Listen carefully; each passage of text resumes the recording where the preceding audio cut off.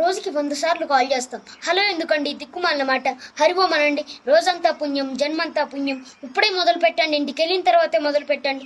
Mic testing చేసేవాడు ప్రతి ఒక్కడు 1 2 3 మై టెస్టింగ్, 1 2 3 మై టెస్టింగ్. జన్మ మొత్తం ఇదే. అంతకంటే కేశవ నారాయణ, గోవింద నారాయణ అనొచ్చు కదా.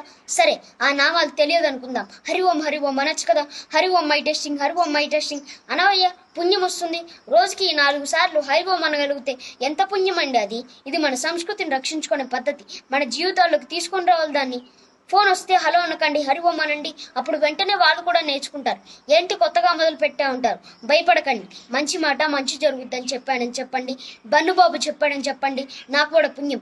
అప్పుడు వెంటనే వాళ్ళు కూడా చెప్పడం మొదలు పెడతారు. ఇది మన ధర్మాన్ని రక్షించుకునే పద్ధతి. మన మాటల్లో, మన చేతల్లో, మన నడవడికలో, ప్రతి చోట మన హిందూ ధర్మం ఖచ్చితంగా ఉండాలి. హిందువులు అంటే ఇలా ఉంటారని. నేను బన్ను. జై హిందూ.